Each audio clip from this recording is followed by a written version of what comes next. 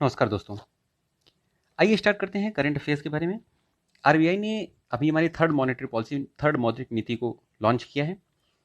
इसके बारे में जानते हैं विस्तार से। 2020-21 की थर्ड मॉनेटरी पॉलिसी, मौद्रिक नीति दोस्तों, मॉनेटरी पॉलिसी, मौद्रिक नीति अभी आरबीआई के गवर्नर ने अनाउंस की है। मौद्रिक नीति क्या होती है और इसका पर्पस क्या होता है?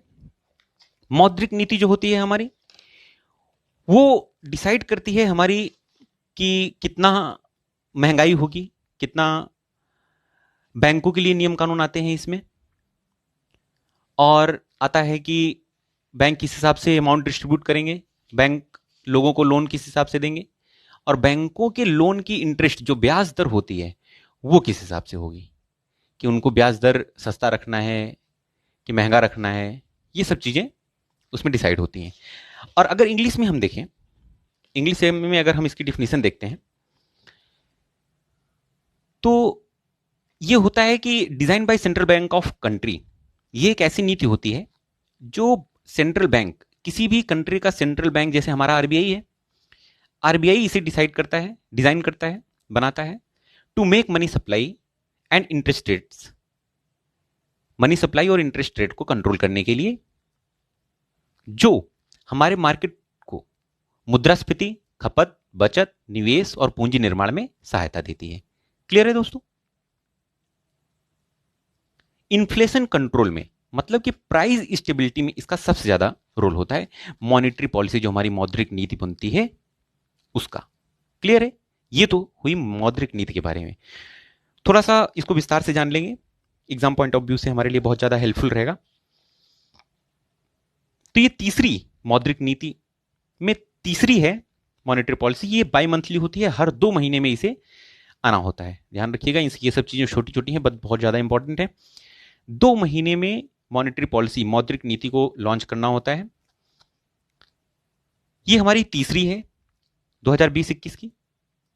इसका मेन एम क्या है कि इन्फ्लेशन, इन्फ्लेशन को कंट्रोल करना, मुद्रास्फीति को 2 से 6% के बीच में रखना होता है। 2 से 6% दोस्तों, इंडिया का ये रूल है कि 2 से 6% के बीच में ही रखना होता है। और इसकी सबसे खास बात ये होती है कि हम इन्फ्लेशन, इन्फ्लेशन के बारे में अभी मैं डिटेल में बताऊंगा। इन्फ्लेशन क्या होता है कि इन्फ्लेशन को हमें 2 से 6% के बीच में ही इंडिया में रखना होता है। इससे ज्यादा हुआ तब भी नुकसानदेह होता है हमारा, और इससे कम हुआ तो भी नुकसानदेह होता है। कम माइनस हुआ, इन्फ्लेशन का मतलब क्या हुआ? इन्फ्लेशन में अगर हमारा बहुत ज्यादा बढ़ता रहा, मान लीजिए पॉजिटिव की तरफ बहुत ज्यादा बढ़ता गया, हम 6% के आगे कंट्रोल, इंडिया में ये नियम बना हुआ है कि 2% से 6% के बीच में ही रखना है। अगर 6% ज्यादा हुआ तो क्या होगा दोस्तों? 6% से ज्यादा अगर हमारा इन्फ्लेशन होता है, 6% से ज्यादा होना मतलब कि चीजों की महंगाई बढ़ना, महंगाई बढ़ती जाएगी। और जैसे जैसे महंगाई बढ़ती जाएगी तो एक लेवल पे आदमी इतना सेचुरेट हो जाएगा, लोगों की मेंटेलिटी के हिसाब से हमारी इकोनॉमी वर्क करती है दोस्तों। इकोनॉमिक जो होती है वो लोगों की मेंटेलिटी, पीपल्स की मेंटेलिटी के हिसाब से मैच, ग्रोथ करती है, कंट्रोल की जाती है इसे। तो कैसे होता है? अगर बहुत ज्यादा दिनों तक महंगाई बढ़ती रही तो उसमें क्या नुकसान होगा कि लोग चीजों को खरीदना बंद कर देंगे। चीजों को खरीदना बंद कर देंगे तो चीजों का प्रोडक्शन बंद हो जाएगा। प्रोडक्शन बंद हो जाएगा तो कंपनियां जो वर्कर हैं उनको सैलरी नहीं दे पाएगी।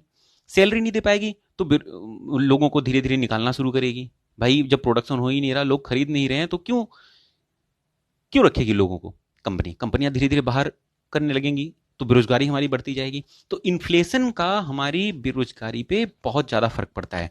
इसीलिए इन्फ्लेशन कुछ, जैसे जो हमें हमारी महंगाई है, हम बोलते हैं गवर्नमेंट ने बहुत चीज़ों को महंगा कर दिया, बहुत चीज़ों को सस्ता कर दिया, इसका हमारी इकोनॉमी में, इंडिया में बहुत ज़्यादा फर्क पड़ता है।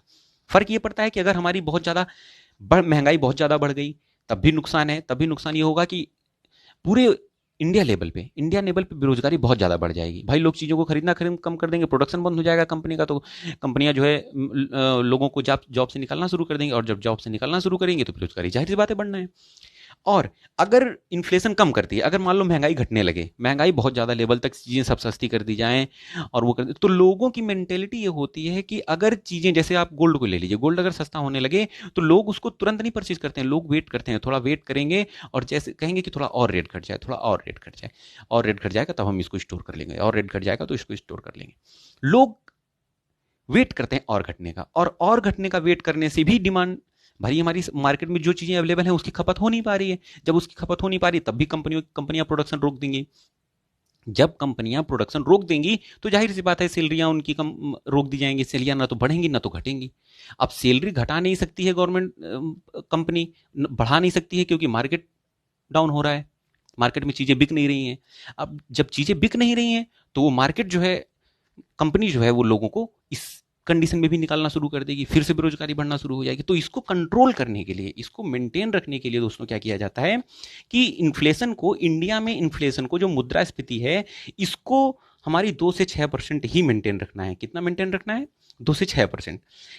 आइए देख लेते हैं मॉनेटरी पॉलिसी। मॉनेटरी पॉलिसी में 6 सदस्य होते हैं मॉनेटरी पॉलिसी मेकर, जिसमें 3 आरबीआई के होते हैं और 3 गवर्नमेंट द्वारा मनोनीत किए जाते हैं। 3 गवर्नमेंट चुनती है, 3 आरबीआई के होते हैं, जिसमें 3 आरबीआई में से 1 आरबीआई का गवर्नर होता है।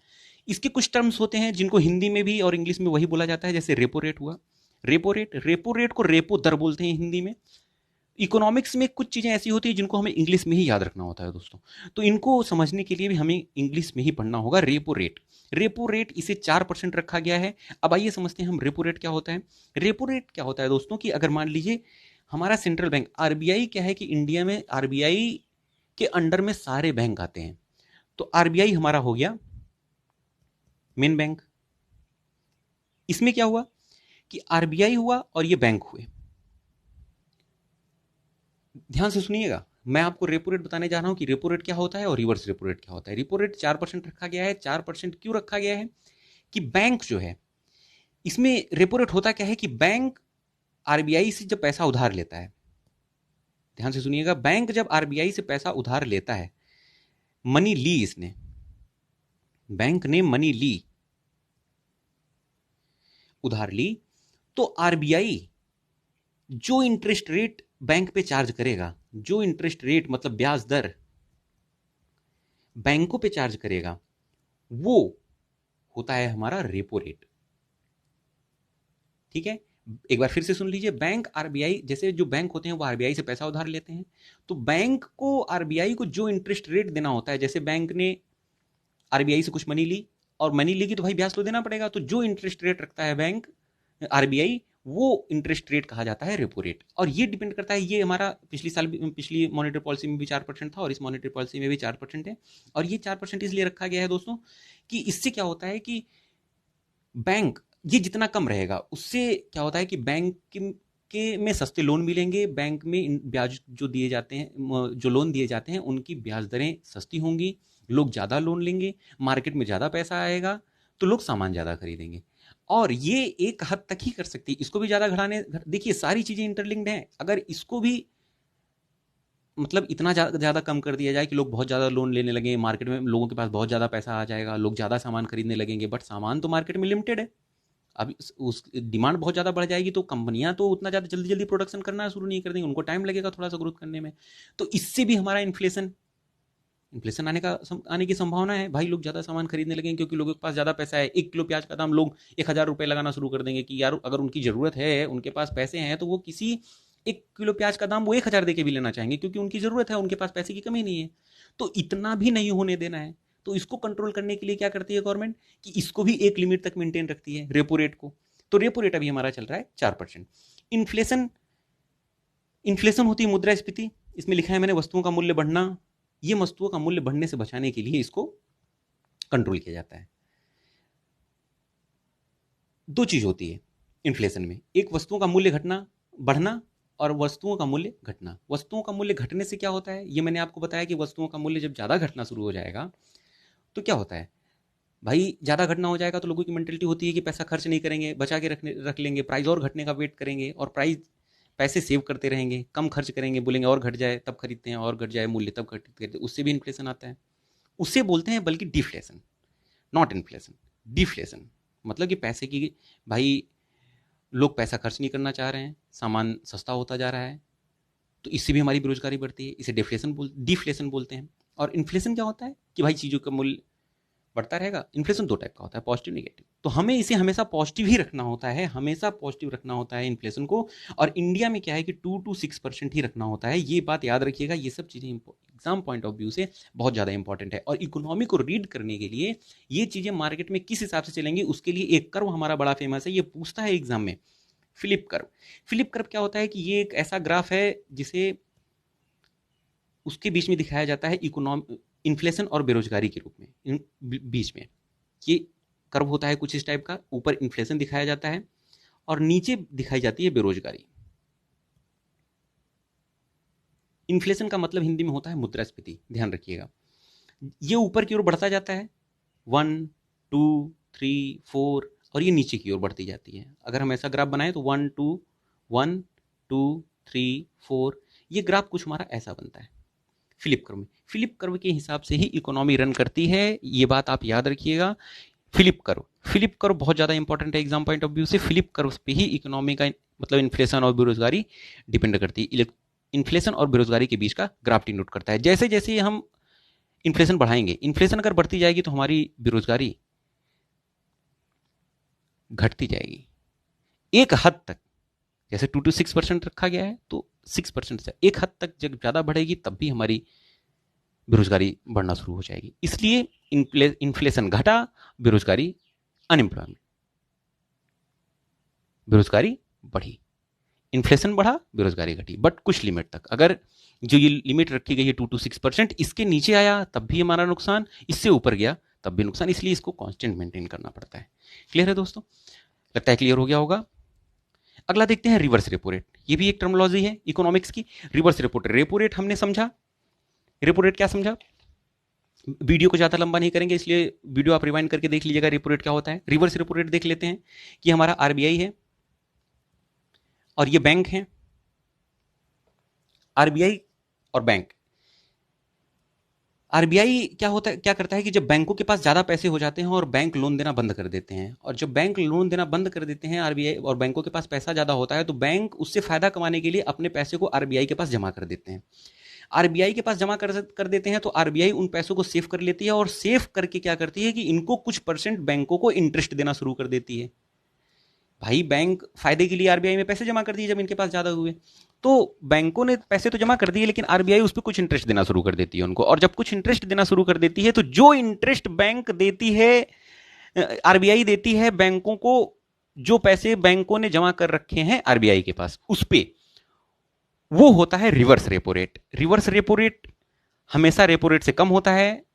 ये इस बार रखा गया है 3.35%। इस मॉनेटरी पॉलिसी में 3.35% रखा गया है, पिछली बार भी इतना ही रखा गया था, इसको सेम रखा गया है दोस्तों। ये थी जानकारी रेपो रेट और रिवर्स रेपो रेट के बारे में। मुझे लगता है आप लोगों को समझ में आ गया होगा। समझ में आ गया हो तो वीडियो को लाइक अवश्य कीजिएगा। आगे देख लेते हैं। केवी कामथ, ये टर्म ज्यादा इंपॉर्टेंट होते हैं। केवी कामथ की अध्यक्षता में एक टीम कमेटी बनी है, बनवाई जाएगी। केवी कामथ, इनका नाम जरूर याद रखिएगा, एग्जाम में अक्सर पूछ लेता है कि कौन सी कमेटी थी जो इसके लिए बनी थी, सम पर्पज के लिए। तो केवी कामथ की अध्यक्षता में एक कमेटी बनेगी जो कंपनियां डूब गई हैं उनमें बदलाव लाने के लिए, उनमें रिजोल्यूशन लाने के लिए। जो कंपनियां डूब गई हैं उनको किस तरीके से ऊपर लाया जाए, इससे रिलेटेड एक हमारी वो बनने वाली है। बैंक पहले, अभी आरबीआई ने कुछ और बदलाव भी किए हैं बैंकों के लिए। बैंक पहले जो गोल्ड लोन देते थे वो हमें 75% गोल्ड लोन देता था और अब 90% देगा। कैसे ये समझ लेते हैं। गोल्ड, जैसे मान लीजिए आपके पास गोल्ड है और आपको पैसे की जरूरत है, आप गोल्ड लेके गए और बैंक में आपने जमा कर दिया। बैंक आपका गोल्ड जो है वो होता है 1 लाख रुपए का। इज्यूम कीजिए कि 1 लाख रुपए का गोल्ड होता है। 1 लाख रुपए पे आपको 75,000 ही बैंक दिया करता था पहले। अब आपको 90% देगा। जब पहले देता था 75% के हिसाब से तो आपको 75,000 रुपए ही दे सकता था। और अब बैंकों ने लिमिट इसकी बढ़ा दी है कि अब आप जो है 90% ले सकते हैं। अगर 1 लाख का है तो आप लगभग 90,000 के आसपास ले सकते हैं। क्लियर है दोस्तों? ये थे आज के कुछ करंट अफेयर्स। अगर वीडियो आपको पसंद आया हो तो लाइक, शेयर और सब्सक्राइब करना ना भूलें। मिलते हैं अगले वीडियो में, तब तक के लिए नमस्कार।